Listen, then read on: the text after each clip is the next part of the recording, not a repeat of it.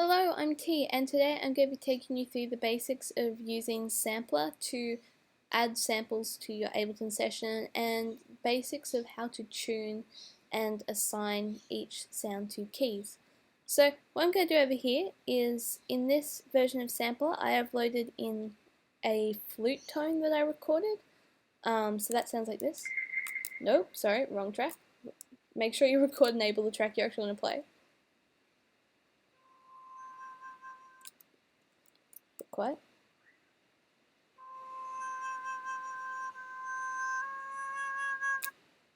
Okay, so this is a flute sample I recorded with my friend earlier this year. So what I'm going to do is I'm going to crop it down using these little arrows so that I'm only playing this section here. And I'm going to raise the volume a couple of dBs because I think it's a bit too quiet. Alright, now what I want to do is I want to make this sample playable with other instruments.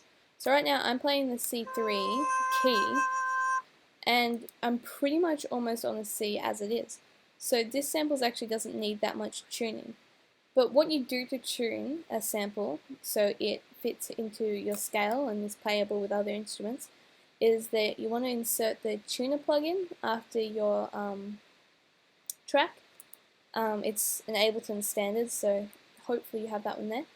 And you change the root key of your sample.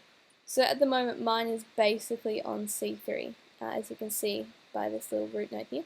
But I can change that using these two little parameters down here. So if I move that up, the root note will move up, as will the pitch of my note. So I'm going to take that one back to C3, because it was basically right.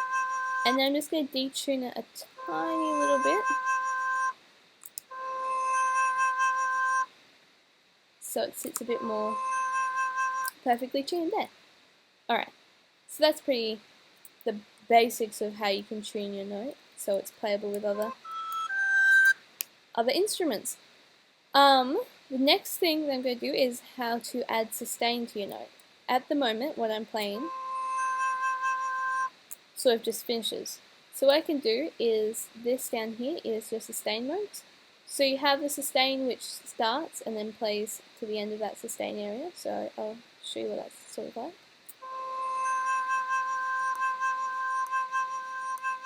And then it jumps back to the start of where your sustain started. Or you have back and forth where it will go from the start to the back and then back and forth again.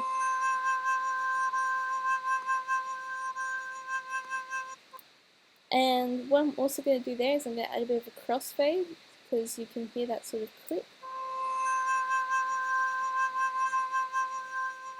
That sounds really bad, let's try that one instead.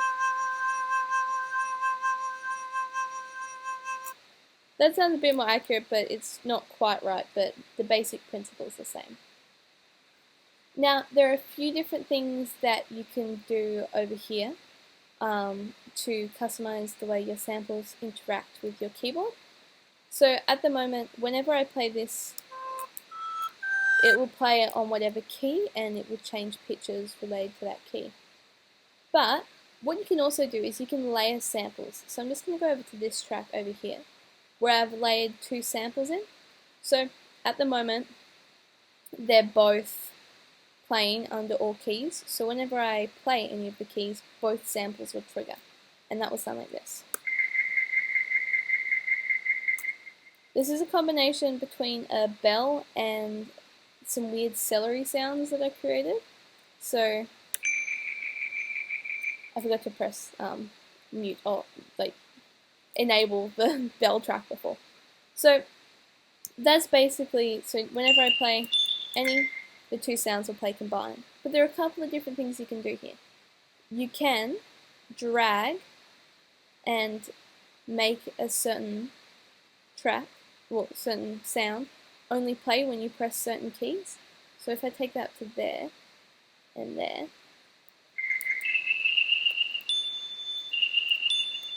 and so that splits it. So the bells, the celery is only playing on these notes on my keyboard, and my bell is only playing on these ones.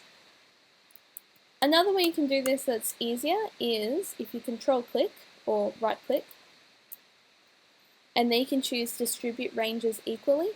This will distribute the ranges, the key ranges of your samples, depending on how many there are. If you had 3 to 5, it would distribute them all equally, like this over here, which is the quicker way to do it.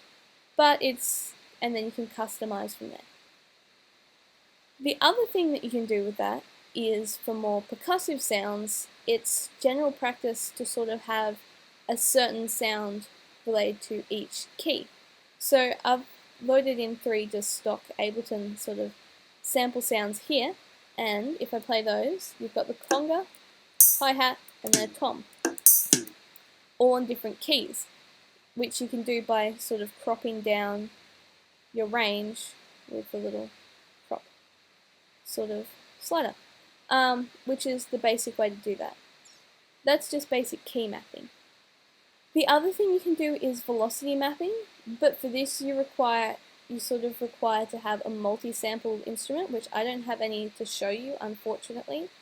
But it's basically the exact same process, except it adjusts the velocity. So say you had a piano note, and there was the quiet playing, a medium strength play, and a hard press, then you can map that so certain velocities will play as well. So depending on how hard you hit your key or your keyboard or MIDI controller, the velocities will respond to that. So it actually sounds like a true and proper instrument. I'm really sorry that I'm kind of unable to show you that at the moment. But that's pretty much the basics of how to incorporate sampler.